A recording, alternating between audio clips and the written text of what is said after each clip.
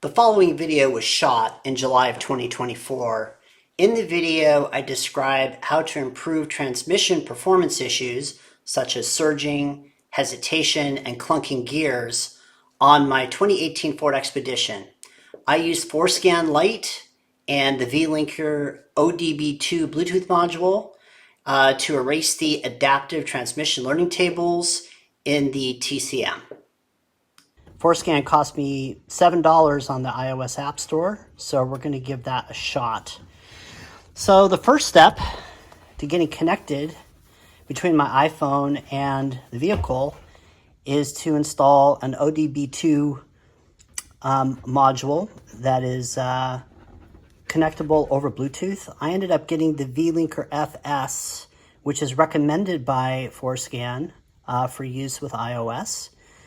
There was another option available that was a little bit more pricey. The V-Linker FS was $50 on Amazon.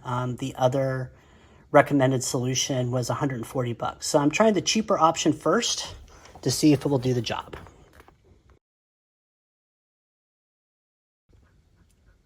So after a little bit of effort, I was able to pry this box apart and get to the inside. There's a couple of manuals here for how to set it up. Some kind of little booklet about apps that you can get. I'll take a look at those later because, of course, since I'm a dude, I'm not going to read any instructions. I'm going to see if I can get this to work without having to go through the bother of reading. So here's the module, V-Linker FS. It's going to plug right into my ODB2 connector down here.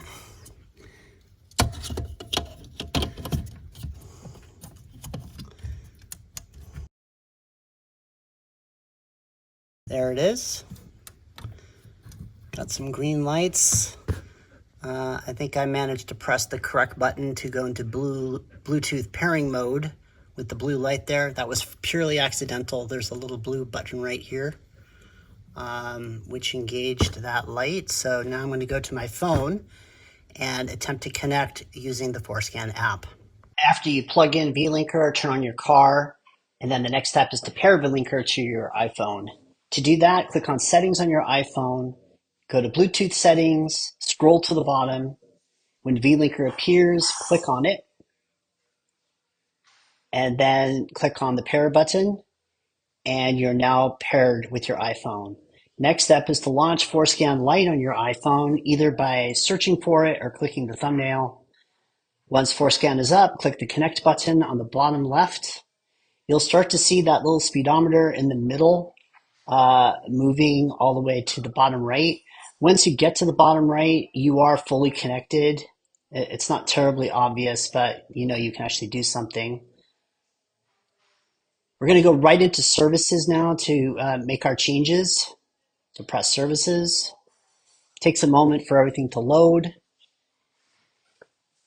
And the second from the top of the list there, clear transmission adaptive tables. That's what we want to do.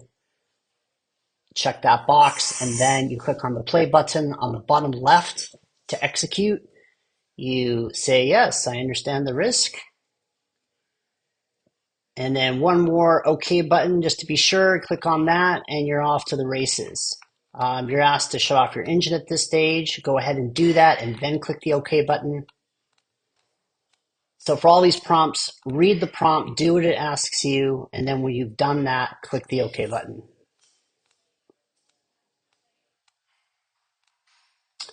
You can now see on the top left that there is a progress being indicated.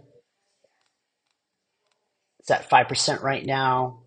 It will just continue to increase. Probably takes a full minute to walk through the whole process, and you're following the prompts that are on the screen as I described earlier.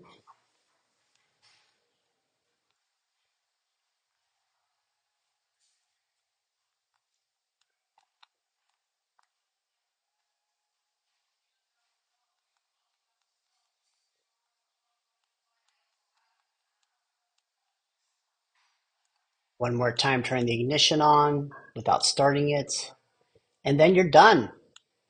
So at this point, the tables have been cleared, and you can disconnect and test drive your vehicle, but we'll go ahead and take a look at other features first. Just wanted to give you a sense of the other things you can do with FORScan, because there isn't much information available online about this. So I'm just kind of scrolling through the service menu. It's mainly a lot of module reboots and resets. I was hoping to find a way to turn off the auto start stop feature of the vehicle, because I found that to be problematic and just not a great driving experience. But I did not see that anywhere here in the service menu. Nor did I see any of the other options that you would find in the Windows version of the FORScan app. So it's definitely a very light version, but good for this purpose. So in conclusion, I used the V-Linker Bluetooth ODB2 module, plugged it into the car, created a Bluetooth connection with my iPhone 14. I then launched FORScan Lite, connected to the Bluetooth connection, and then launched the services menu, found the option to delete all of the adaptive learning tables, went ahead and deleted them. After I did that, I took the car for a test drive, and it definitely drove a lot better. I didn't have the hesitation problems. I didn't have the rough shifting problems. I didn't have clunkings or surgings anymore. So that was definitely the problem. And I would recommend for FORScan Lite for iOS to do that. However, I didn't find anything else that was terribly useful to me personally out of all the service options that were in the iOS version. I have also downloaded the Windows app and used the Windows app over a USB cable connection to the ODB2 port of the car, and I found the Windows version to be a lot more useful. For example, it had a way to disable the auto start feature. I was able to find other useful applications as well.